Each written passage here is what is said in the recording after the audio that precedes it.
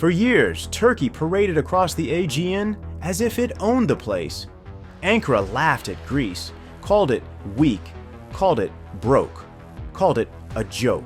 They drew their maps, waved their blue homeland fantasies, and imagined the Aegean theirs for the taking.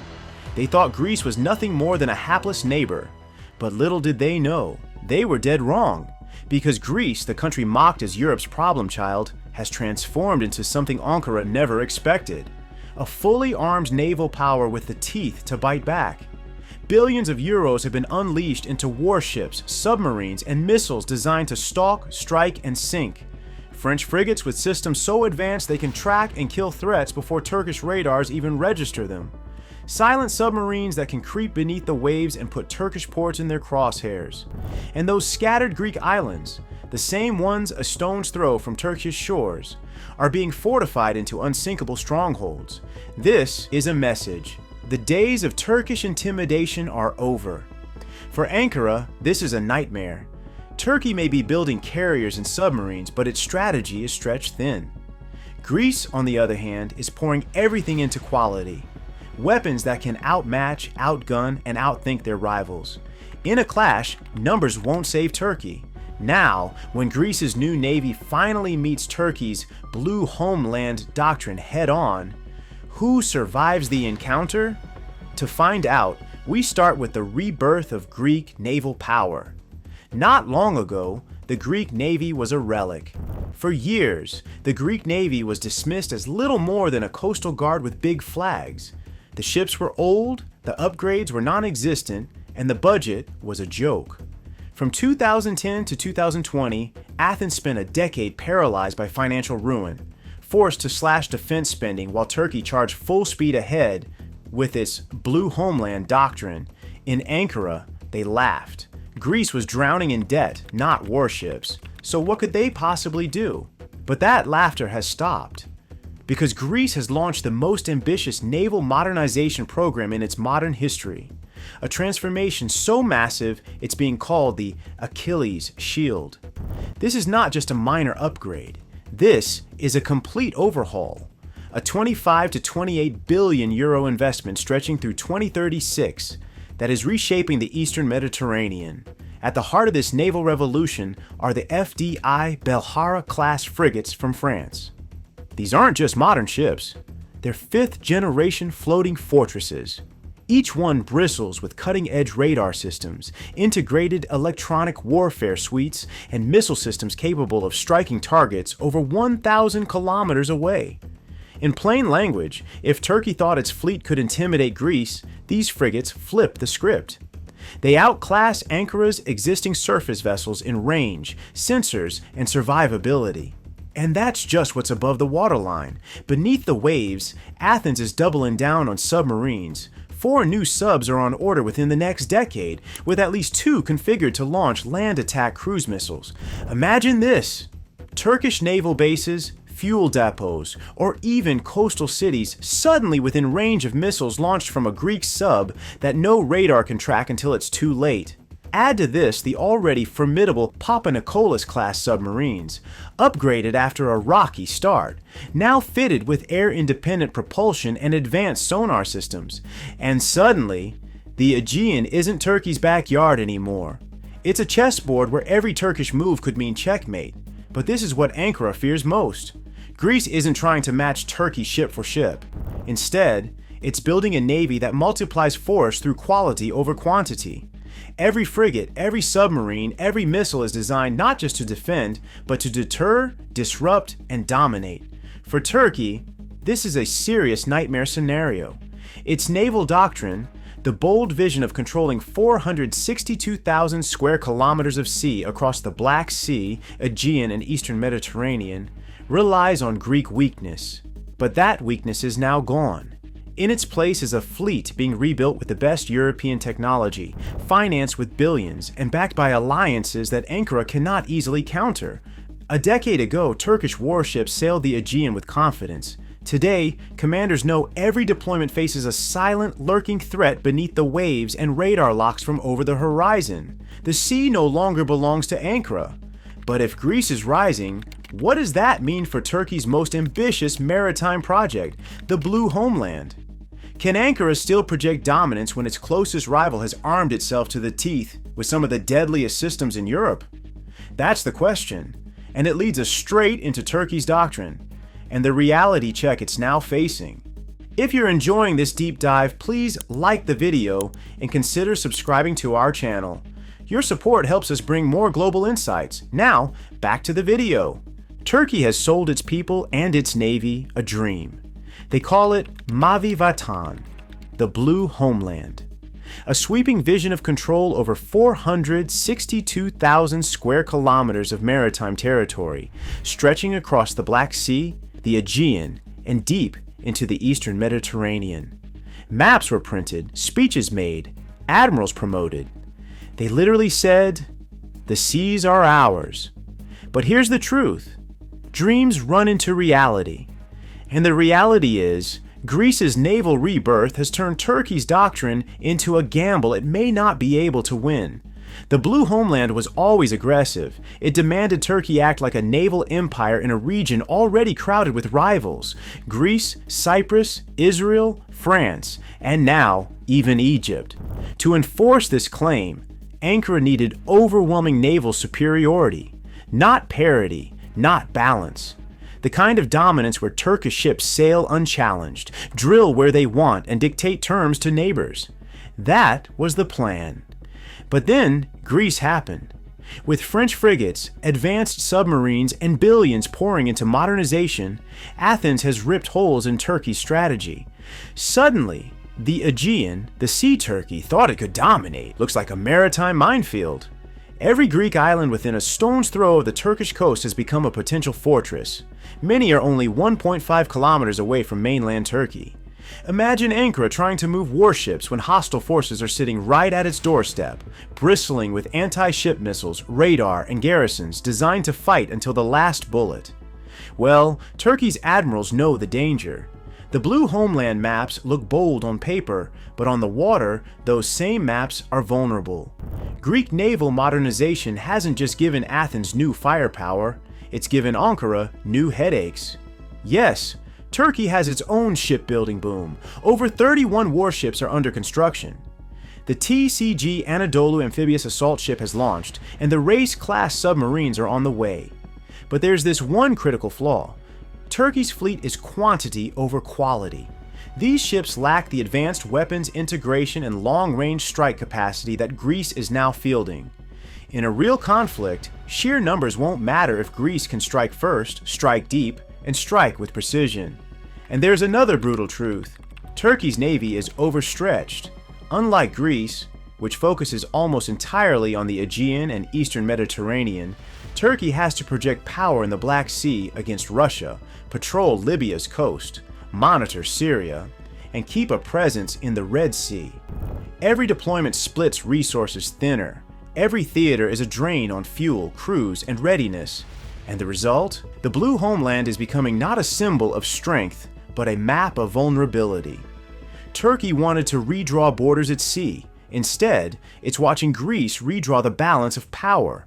But the real nightmare for Ankara is the silent hunters that can strike Turkish ports before Ankara even knows they're coming. And that brings us to the most terrifying dimension of this rivalry: the submarine war.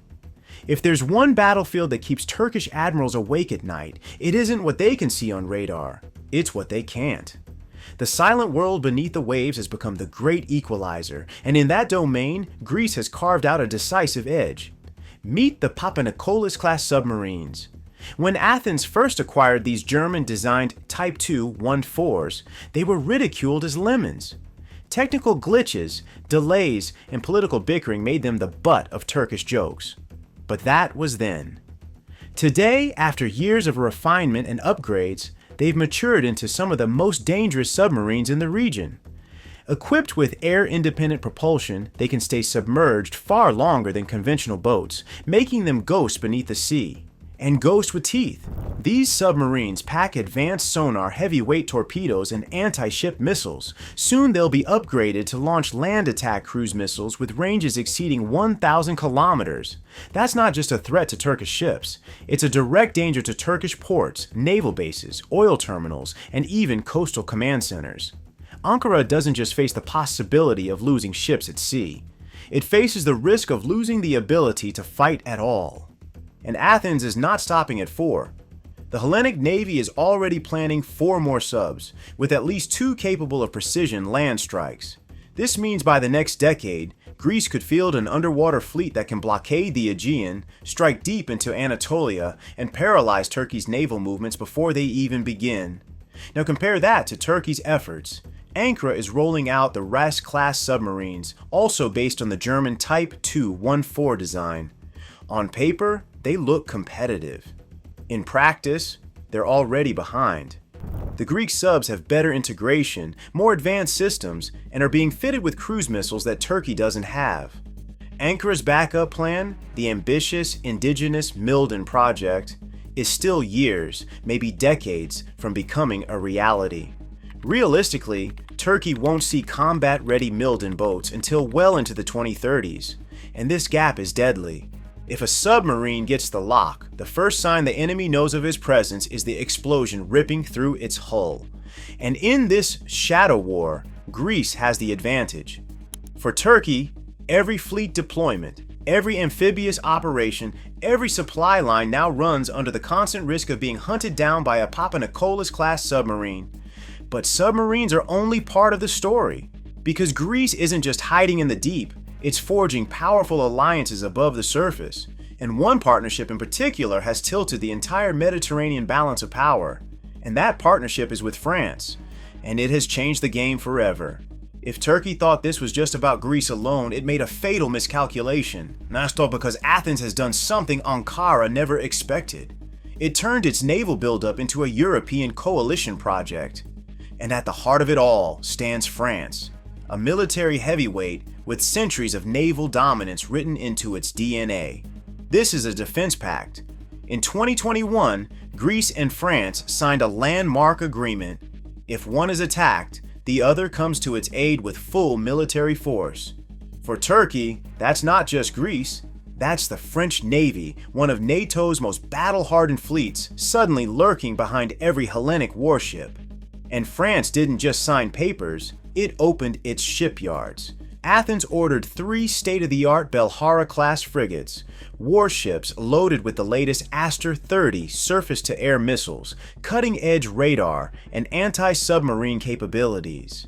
The Aster 30 alone is a nightmare for Turkey. With a range of over 120 kilometers and precision strike capabilities, it gives Greece a genuine area denial weapon. Turkish jets and drones, the backbone of Ankara's strategy, would suddenly be flying in a death zone. The Aegean skies themselves could become kill zones controlled by Greek-French missiles. But it goes further. France is committed to joint military exercises, intelligence sharing, and integration of systems. That means Turkish planners can't just prepare for Greek tactics. They have to prepare for French doctrine, French submarines, French carrier groups, and even the shadow of the Charles de Gaulle, France's nuclear-powered aircraft carrier. By tying itself to Paris, Athens forced the European Union to take sides. Every skirmish, every Aegean standoff, every airspace violation now risks escalating into not just a Greece-Turkey incident, but an EU-Turkey confrontation. So when Turkish admirals look across the water, they don't just see frigates flying the Greek flag, they see a much larger force with French technology, French missiles, and French guarantees backing them up. Greece is not standing alone anymore, and Ankara knows it. That's why every time a Belharra keel is laid in a French dock, or every time French Rafales land at a Greek base, the unease in Turkey deepens. The question now is whether quality and alliances can truly outmatch quantity. And that brings us to the next arena, where drones buzz, jets roar, and the skies above the Aegean decide who really holds power. For decades, the skies over the Aegean were Turkey's playground. Turkish F-16s buzzed Greek islands, violated airspace, and reminded Athens, who had the bigger fleet of jets. Ankara's drones swarmed across Syria, Libya, and Nagorno-Karabakh, rewriting the rules of modern warfare. Turkey built its reputation on aerial dominance, but that era is collapsing, and fast. Because Greece has detonated a shockwave in the balance of power. It signed contracts for 24 French Rafale fighters, jets so advanced that they eat Turkish F-16s alive in simulated combat. And just when Ankara was catching its breath, Athens went further, locking in an agreement with Washington for the F-35 Lightning II. The F-35 is not just another jet. It is a flying supercomputer, invisible to radar, capable of striking deep inside enemy territory before a single Turkish radar operator even knows it's there. Greece isn't just modernizing, it's leaping into a future where Turkey can't compete. Meanwhile, Turkey's air force is stuck in limbo. The US kicked Ankara out of the F-35 program after Turkey bought Russian S-400 missile systems. Its F-16 fleet is aging, spare parts are a diplomatic nightmare, and modernization plans move at a crawl. Ankara talks about building its own fifth-generation jet, the Khan, but that's years, maybe decades, away from reality. And this is where the nightmare begins for Turkey. Greece will field stealth jets years before Ankara can even test a prototype. That means Greek pilots will own the skies. Every radar station, every missile battery, every warship Turkey deploys suddenly becomes a target, not a shield. But it doesn't stop with jets. Athens is also rapidly expanding its drone warfare capabilities. Turkey thought it had a monopoly here with its Bayraktar TB2s, drones that terrorize tank crews from Syria to Ukraine. But Greece is striking back with Israeli Heron drones, American MQ-9 Reapers, and even plans to produce its own indigenous systems. These drones aren't just for surveillance. They're armed, lethal, and integrated with NATO's advanced targeting systems. The combination is deadly. F-35 stealthily hunting in the skies, Rafales sweeping Turkish jets aside, and drones creating a real-time battlefield picture that Ankara simply can't match. In military terms, it means Greece could see Turkish movements, strike first, and decide the tempo of any conflict. And here's the brutal truth. In modern war, whoever controls the skies controls everything. Without air supremacy, Turkey's navy is vulnerable. Its ground forces are exposed. And its blue homeland ambitions are nothing but a paper map. For Ankara, the once comfortable game of intimidation has flipped. The hunter has become the hunted. And every new Rafale that lands on a Greek runway, every F-35 payment that clears in Washington, is another nail in the coffin of Turkey's aerial dominance. But planes and drones are only half the story. Because while Greece sharpens its air sword, it is also digging in on land, turning islands into fortresses that stare straight into Turkey's heart. For Turkey, the Aegean Sea has always looked like an open door, but for Greece, those same waters are a wall of stone, dotted with hundreds of islands, many sitting just a few kilometers from the Turkish coast. Geography is destiny, and Athens has turned that geography into a weapon. Welcome to Fortress Aegean. For decades, Ankara has demanded that Greece keep its islands demilitarized, waiving international treaties as proof. But Athens, burned too many times by Turkish jets screaming over its islands and warships cutting into its waters, has ignored the warnings.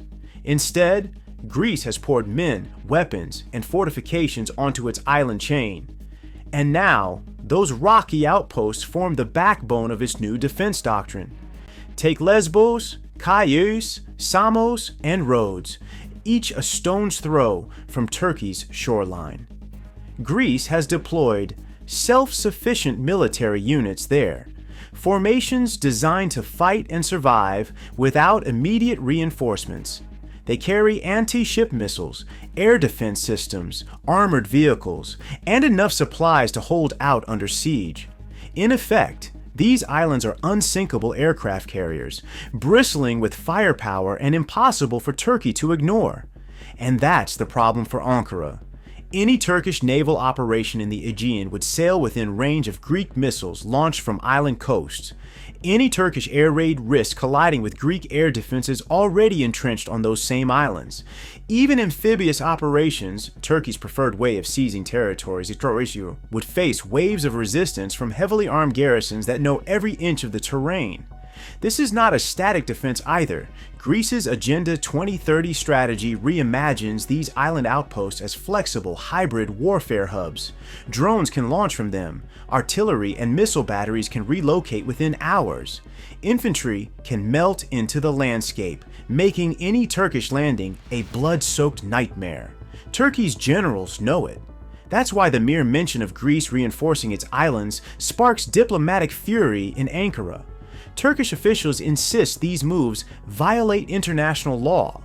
But what they really mean is that Greek militarization has boxed them in. The once wide-open Aegean is now a gauntlet. And here's the irony. Turkey's own aggressive policies created this situation. Every overflight, every naval incursion, every blue homeland map pushing into Greek waters only strengthened Athens' resolve to dig in. Now, what Turkey sees when it looks west is not a scattered archipelago, but a wall of steel. For Greece, this militarization strategy serves a brutal purpose: deterrence through certainty. The message is clear. If Turkey tries to seize even a single rock in the Aegean, it will pay in blood and steel. But Athens didn't stop at fortifying its islands. Because while those rocky fortresses guard its front yard, Greece has also been building something even bigger, a nuclear-level guarantee that no matter what Ankara does, Athens will not stand alone. Turkey's anxiety doesn't stop at Greek ships or missiles. It extends to alliances that suddenly tilt the Mediterranean balance. Enter France. And make no mistake, this is not a casual handshake. This is a strategic marriage of firepower, technology, and political backing that leaves Ankara grinding its teeth. In 2021, Greece and France signed a defense pact that shook the region. Beyond multi-billion euro arms deals, the agreement came with mutual defense guarantees, a tacit promise that France could, if needed, intervene in disputes over Greek territory. In other words, any Turkish provocation risks more than just a Greek response. It risks a confrontation with one of the most powerful militaries in Europe, armed with nuclear capabilities. The centerpiece of this partnership is technological supremacy. French contractors are transferring systems integration, electronic warfare, and precision-guided munitions that leave Turkey's navy scrambling to keep up. The acquisition of 16 Exocet anti-ship missiles is just the tip of the iceberg. These are proven ship killers with ranges that make Turkish ports vulnerable before Ankara even leaves its harbors.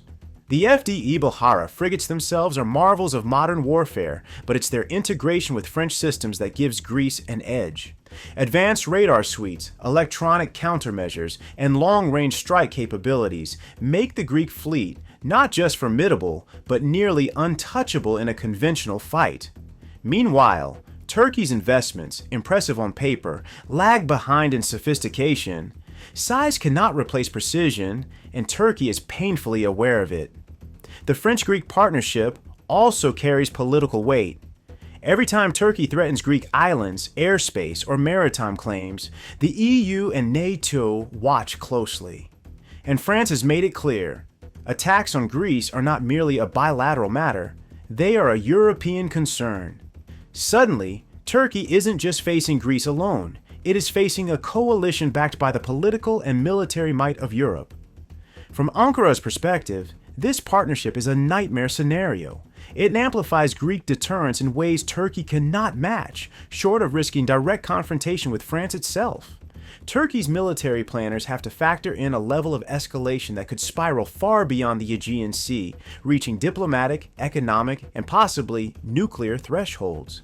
And this is exactly what makes Greek naval modernization so deadly. It's not just about ships, missiles, or submarines, it's about alliances that multiply lethality.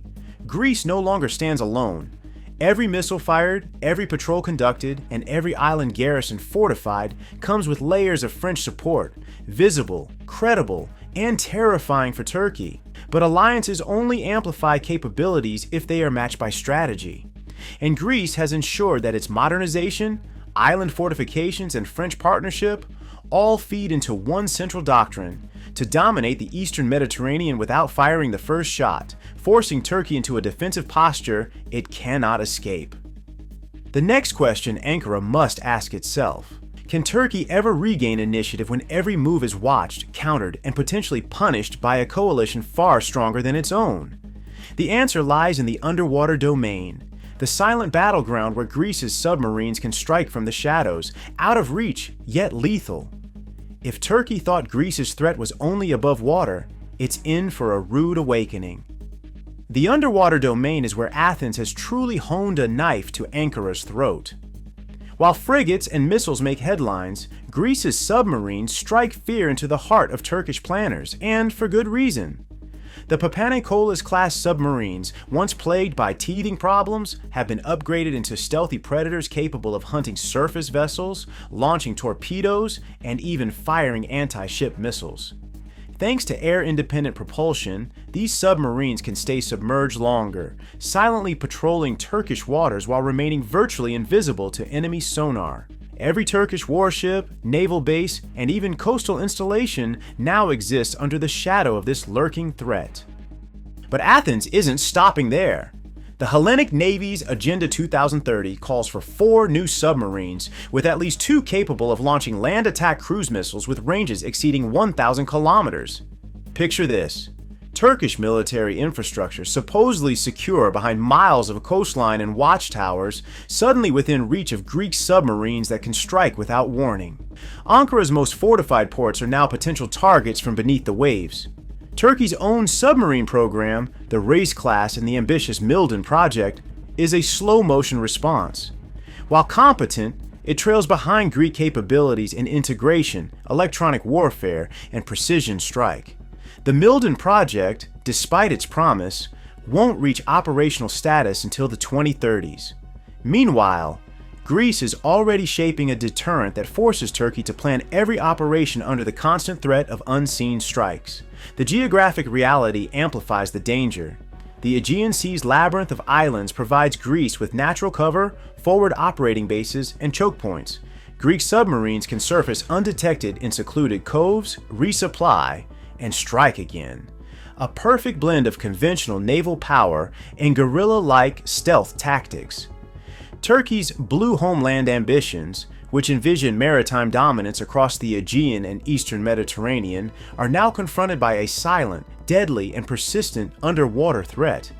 What makes this even more chilling for Ankara is the coordination with France. These submarines aren't isolated, they're networked into a broader Mediterranean defense posture with French intelligence, electronic warfare, and missile support enhancing Greek lethality.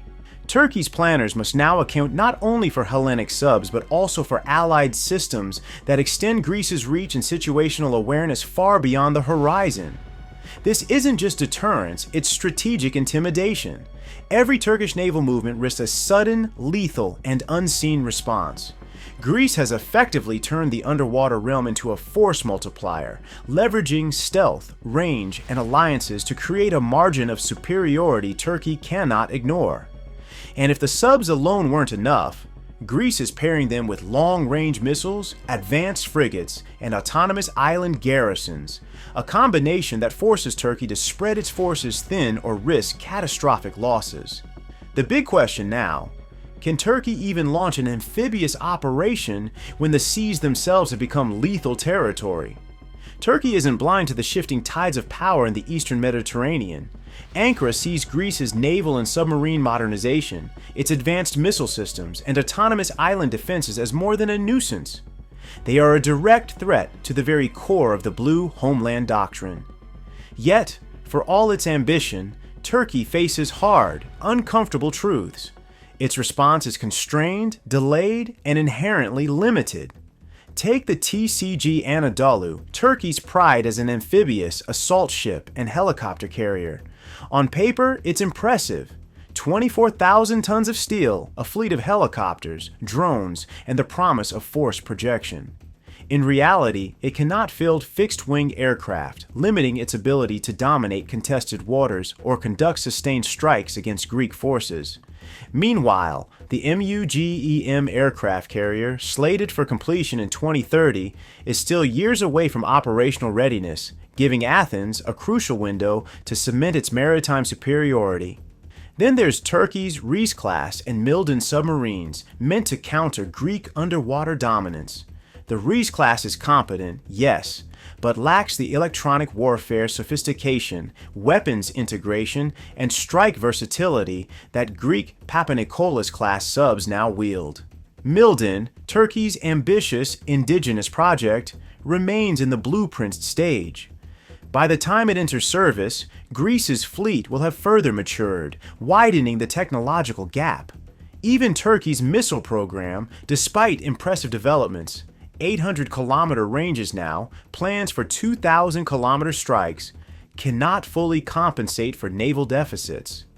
Land-based missiles may threaten islands and coastal installations, but they cannot replace persistent presence at sea, rapid response, or the flexible deterrence that advanced warships and submarines provide. Turkey can fire, Greece can maneuver, evade, and counter-strike. Complicating matters further is geography. The Aegean Sea is a maze, crisscrossed with Greek islands barely a mile from Turkish shores. Any amphibious or naval operation risks running into well-entrenched island garrisons, submarines lurking in shadowy coves, and frigates ready to unleash long-range missiles. Turkey may have numbers, but Athens has precision, technology, and defensive depth, turning every bold Turkish move into a gamble. Turkey's political and diplomatic challenges amplify these military constraints. NATO allies, wary of Turkish provocations, signal caution while quietly supporting Greek defensive initiatives. France's defense guarantees to Greece, combined with EU scrutiny, mean Ankara cannot act without risking international backlash. The calculus isn't just military, it's strategic, political, and economic. In short, Turkey faces a multi-layered, technologically superior Greek naval threat, and it must respond with a mix of indigenous buildup, missile development, and long-term programs that won't bear fruit for years. The gap is real, and Athens is exploiting every hour, every deal, every upgrade to cement its advantage. Can Turkey realistically challenge Greece in the Eastern Mediterranean? Or is it already trapped in a game where it plays catch-up? The Mediterranean is no longer a playground where Turkey can flex its muscles unchecked. Greece has rewritten the rules, and Ankara is watching with a mixture of anxiety, frustration, and alarm. What was once a predictable balance of power has tipped sharply toward Athens, and the reasons are as much technological as they are strategic. Greece's naval renaissance isn't just about acquiring new ships, it's about integrated power projection. French FD Belharra frigates with their advanced radar, electronic warfare suites, and long-range strike capabilities give Athens the ability to detect, track, and neutralize threats before they can respond. Add Papanikolaou-class submarines with air-independent propulsion and upgraded cruise missile systems, and suddenly all of Turkey's coastal and naval installations are within reach, without Greece ever exposing its fleet to direct counterattack. The deterrence calculus has fundamentally changed. Turkey can launch amphibious assaults, mass fleets, or threaten island garrisons with missiles, but Greek forces are no longer passive targets. Every move carries risk, and every bold Turkish maneuver invites precision retaliation. Greek island-based autonomous units act as force multipliers, combining conventional defense with hybrid warfare tactics, effectively turning geography itself into a weapon. International politics further amplifies Greece's power. The Franco-Greek Defense Pact, EU backing, and NATO's cautious eye mean that Athens' modernization doesn't just create military strength, it creates political cover. Turkey cannot act aggressively without triggering diplomatic pushback, while Greece can operate with both technological superiority and moral justification. This is power in its most modern form, force backed by legitimacy, strategy, and global awareness. The psychological dimension cannot be ignored. Turkey's Blue Homeland doctrine, once an ambitious blueprint for regional dominance, now faces a formidable counterweight. Greek naval modernization projects confidence, readiness, and reach, signaling to Ankara that the era of unchecked Turkish maritime ambition is over. Every Rafale that patrols the skies, every Exocet missile locked and loaded, every submarine silently stalking the depths communicates the same message. We can strike first, strike hard, and strike without warning. The next decade will determine whether Greece can maintain this edge and whether Turkey can overcome structural, technological, and geopolitical constraints to reclaim dominance. But one fact is undeniable. The deterrence equation has been redefined. Greek power projection, combined with advanced weapon systems and strategic alliances, now shapes every decision Ankara makes in the Aegean and beyond. As the sun sets over the eastern Mediterranean, one truth looms large. Greece has transformed from a nation that once begged for survival into a maritime power that commands respect, fear, and attention. The question now is not whether war will happen, but whether Turkey can recalibrate fast enough to avoid strategic defeat before it even begins. The stage is set, the players are armed, and the waters of the Aegean have never been more dangerous. Greece has proven that modernization, alliances, and strategic foresight can turn a small country into a giant, and Turkey is left scrambling to keep pace. If you found this analysis valuable, please consider subscribing to our channel for more deep dives into geopolitics. We would love to hear your thoughts. Drop your comments below and let us know what you think. Thank you for watching, and see you in the next video.